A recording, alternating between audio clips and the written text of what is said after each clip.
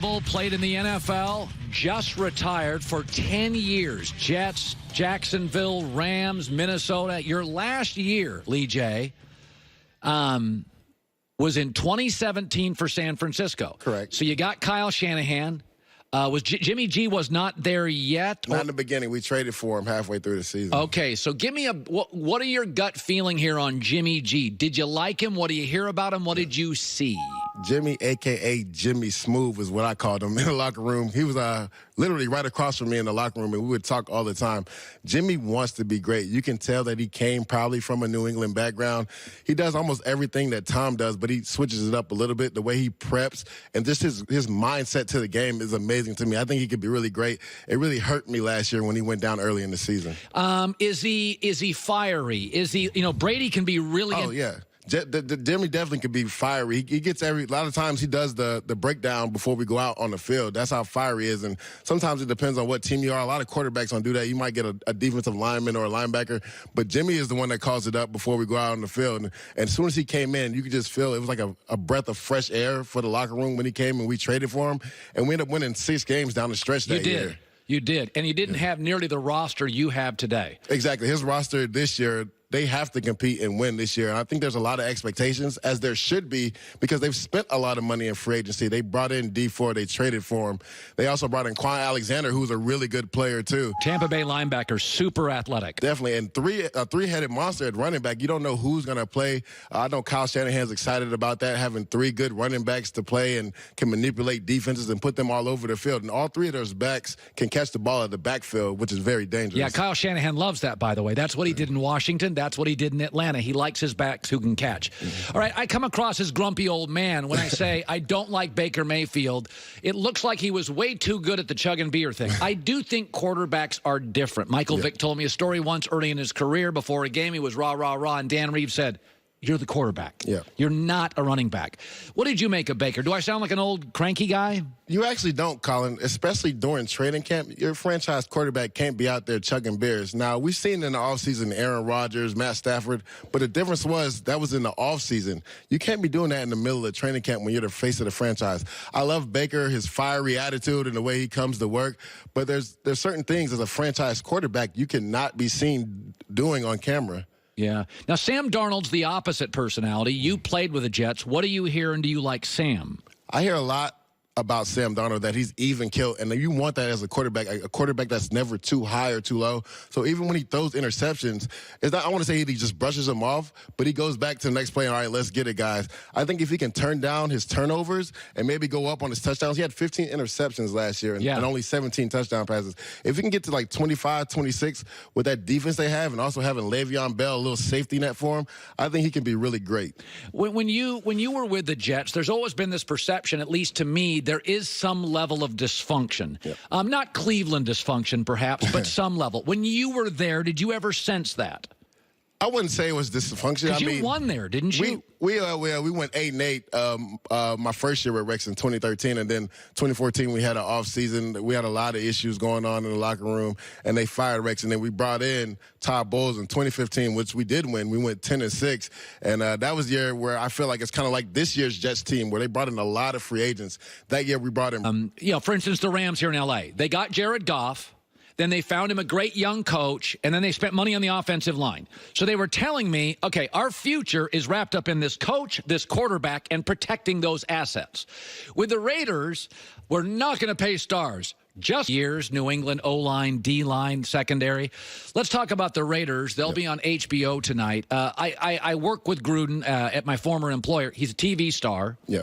So he was a football coach, and then he became a TV star. And I've always said TV is really easy money. It's hard to let go of it, right? So once you're a TV star, you may go back to the kitchen as a chef or the football team as a coach, but you're still a TV star. No question. And I think it can be distracting. Now, Joe Gibbs went into NASCAR. Okay, that's a different business. Then he came back into the NFL. But once you're a television star, it doesn't matter if you're Gordon Ramsay, a chef, Robert Irvine, or you're John Gruden.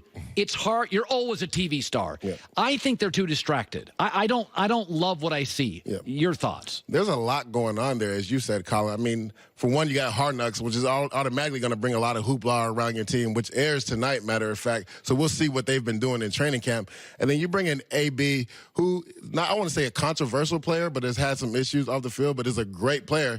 And right now, he's not even playing for you. So that alone right there, there's a lot going on with that. He's your brand new toy. Of course, you want him out there playing.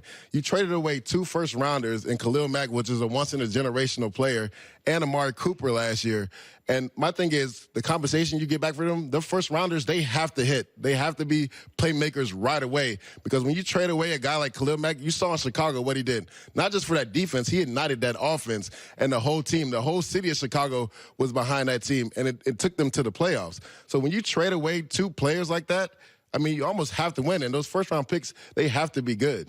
Yeah, I mean, when you know, it's funny about, like, Antonio Brown, Odell Beckham a little bit. Nobody disputes their talent. Yeah. Pittsburgh's like, we're done with it. Giants are like, we're done with it. Now, Pittsburgh and the Giants historically win. The Raiders and the Browns, last 10 years, losers, are like, we'll take those noisy guys. Yeah. I get people having unique personalities. Were you ever on a team in your 10 years where you did feel there was a guy? I mean, some people said Rex Ryan was disrupted. Did you ever feel like there was a player that it did pull at the fabric of the team? I wouldn't say player. I would say, like you said, Rex. Everybody thought Rex was a little bit distracting, but us as players, we love Rex. He was a player's coach, and I feel like the energy he brought day in and day out made us really want to run through a brick wall for him.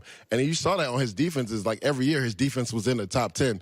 So I wouldn't say we had a player per se. We were like, man, this guy's really draining us. The energy's bad in the locker room. But a lot of people said that Rex Ryan was that guy for us, even though he wasn't a player. But I feel like Rex, what he did and the job that he did in New York, really helped out on the defensive end. Now, when I played, we didn't have a lot of offensive help when Rex was there, and we didn't get a lot of that help until 2015 when Bowles got there, when they signed a lot of players in the offseason.